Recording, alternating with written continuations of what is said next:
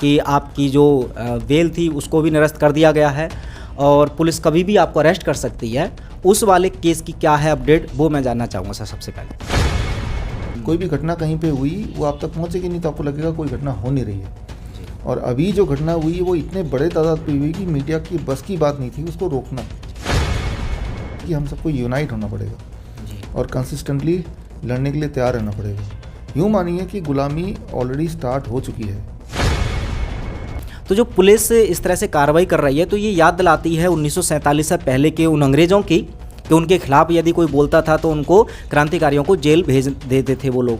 क्या आप इसका नजरिया मतलब इस पर आपकी क्या प्रतिक्रिया रहेगी? क्या वो जो अंग्रेज़ों का युग था इस समय हालत वही हैं? क्रांतिकारियों के लिए क्या रहेगा संदेश?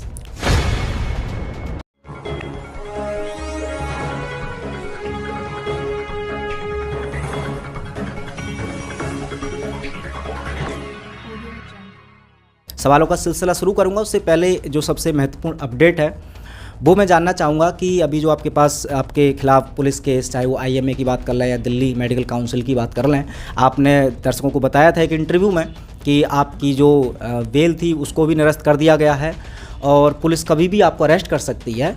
उस वाले केस की क्या है अपडेट, वो मैं जानना चाहूँगा सर सबसे पहले। स्थिति तो लगभग सिमिलर ही है, वैसी की वैसी बनी हुई है, लेकिन हमें ऐसा लगता है कि हमारे कुछ जो पेशेंट्स हैं वो मिल के गए थे, अभी एडिशनल कमिश्नर के पास मिल के अपना अभी स्टेटमेंट उन्होंने सबमिट किया है और उसके बाद फ़िलहाल तो ये स्थिति है कि स्टेटमेंट हमारे पक्ष का भी सबमिट हुआ है। तो उसके बाद से स्टेटमेंट अभी स्थिति एक न्यूट्रल सा बना हुआ है।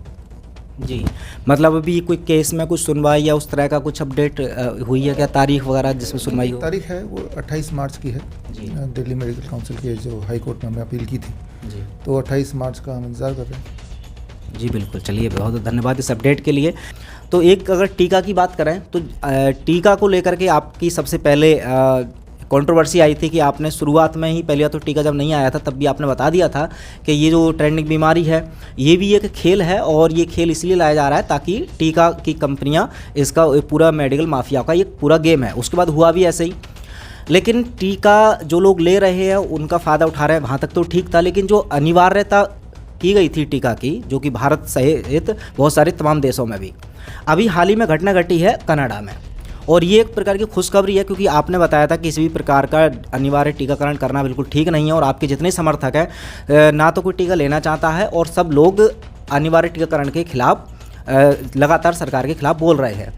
लेकिन सरकार है कि वो इस अभी तक भारत में बात करें तो ये लगातार तेज़ी से टीकाकरण चल रहा है। कनाडा में ये जो आपने शायद समाचार सुन लिया होगा, 50,000 से ज़्यादा लोग ट्रक लेकर के संसद पर पहुंच गए। किस चीज़ के खिलाफ? जो आपने बताया कि अनिवार्य टीकाकरण के, और ये जो ट्रेंडिंग बीमारी के नाम पर जितने भी प्रोटोकॉल बनाए गए थे उनका सबकी धज्जियाँ उन्होंने उड़ा दी। नतीजा ये था कि वहाँ के पीएम को अपनी जान छुड़ा करके भागना पड़ा और कोई सीक्रेट जगह पर वो फैमिली में चले गए। ये इतनी बहुत बड़ी घटना हुई है। अब इसके ऊपर आपकी प्रतिक्रिया ज़रूर दर्शक सुनना चाहेंगे, तो आप क्या कहना चाहेंगे इसको?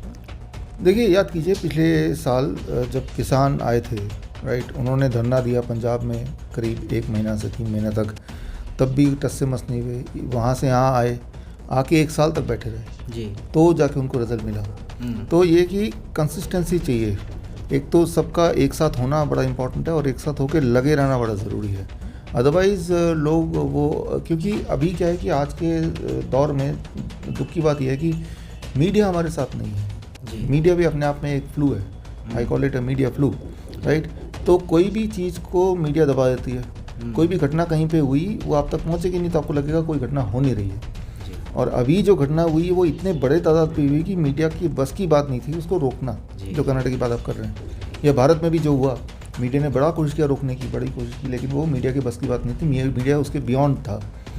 तो जाके किसानों को जो जीत मिली वो भी पार्शल जीत, वो देख ही रहे हैं आप कि भाई दोबारा से धरना प्रदर्शन चालू होने वाला है, राइट। तो इससे मैं यही बोलना चाहूँगा कि यही सबक मिलता है कि हम सबको यूनाइट होना पड़ेगा और कंसिस्टेंटली लड़ने के लिए तैयार रहना पड़ेगा। यूँ मानिए कि गुलामी ऑलरेडी स्टार्ट हो चुकी है। इस वक्त हमारा देश आज़ाद नहीं है, ना ही आप आज़ाद हैं, राइट। आप गुलाम हैं, गुलाम हैं, लेकिन ये है कि आपको पता नहीं कि आप गुलाम हैं, राइट। अपनी मर्ज़ी से ना तो आप सांस ले सकते हैं, ना कहीं जा सकते हैं, आ सकते हैं, ना तो कोई काम कर सकते हैं, या ना तो कोई प्लानिंग कर सकते हैं। तो ये कब होता है? ये तभी होता है जब आप गुलाम हो, राइट। तो गुलामों के साथ ये होता है, जैसे एक शेर पिंजरे में होता है, तो वो अपनी मर्ज़ी से ना तो खा सकता है ना कहीं जा सकता है। तो ये हम सब अपने अपने पिंजरे में हैं, राइट। तो अब या तो आपने एक्सेप्ट कर लिया कि गुलामी की ज़िंदगी जीनी है, और एक्सेप्ट नहीं किया तो आपको उन ट्रक वालों की तरह या हमारे किसान भाइयों की तरह वो 1 साल तक डटे रहे। लाखों किसान थे यहाँ पे। तो अगर ऐसा जैसा बता रहे हैं ट्रेनिंग बीमारी कोई होती तो सारे के सारे मर चुके होते। 1 साल में तो मर चुके होते ना, कुछ तो मरते। या जो ट्रक में जब 50,000 लोग आप देख ही रहे हैं, ऑनलाइन ज़्यादा आ रहा है, वो सारे के सारे आधे रास्ते में आते मर जाते हैं। आफ्टर ऑल इतनी भयंकर बीमारी है, राइट। अगर ऐसा है होता तो, राइट। तो जाहिर सी बात है, साफ सी बात है, ऐसी कोई चीज़ है ही नहीं, सिर्फ एक भूत। जैसे बचपन में हमें डराया जाता था, है ना, कि वहाँ मत जाना, वहाँ मत जाना। तो बच्चा तो नहीं मान रहा, आज वहाँ भूत है, जो कि भूत तो भूत है। तो बच्चा सोचता है कि भूत कोई असली चीज़ है, इसलिए बच्चा वहाँ नहीं जाता। तो बच्चे का कोई भी काम कराने के लिए, बच्चा खाना खा लो नहीं तो भूत आ जाएगा, गब्बर आ जाएगा, ठीक है ना।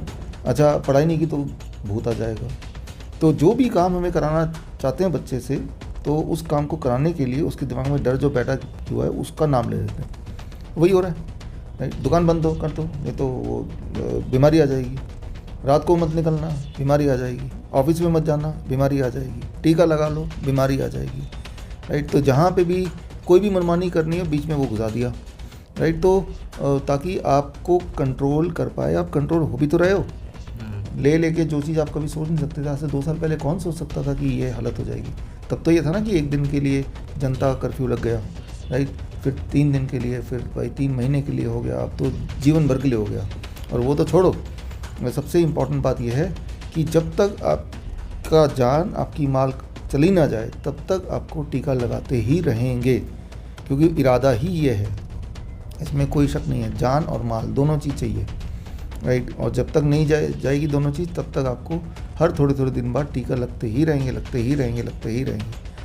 पहली बार में ही आपको रोकना है अपने आप को कि हमें नहीं लगानी।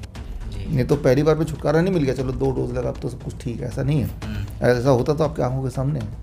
तो ये तब तक चलता रहेगा जब तक आप या तो स्टॉप नहीं करेंगे या तो आपकी जान नहीं चली जाएगी। दोनों में से एक कंडीशन पूरी होनी चाहिए। जी। तो अभी आपने आज़ादी की बात की, जो कि आप लगातार और भी वीडियोस में बोलते रहते हैं कि ये जो टीका या मास्क की मदद से हमको गुलाम बनाने की तैयारी चल रही है और भविष्य में बढ़ती रहेगी। लेकिन अब इस गुलामी से आज़ादी पाने के लिए बहुत सारे क्रांतिकारी भारत में भी जगह जगह धरना प्रदर्शन कर रहे हैं और सड़कों पर लोग आ रहे हैं।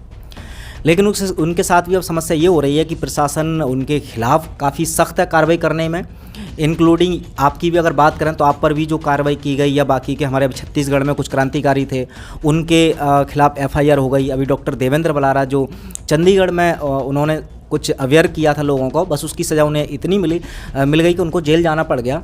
तो जो पुलिस इस तरह से कार्रवाई कर रही है, तो ये याद दिलाती है 1947 से पहले के उन अंग्रेज़ों की, कि उनके खिलाफ यदि कोई बोलता था तो उनको क्रांतिकारियों को जेल भेज देते थे वो लोग।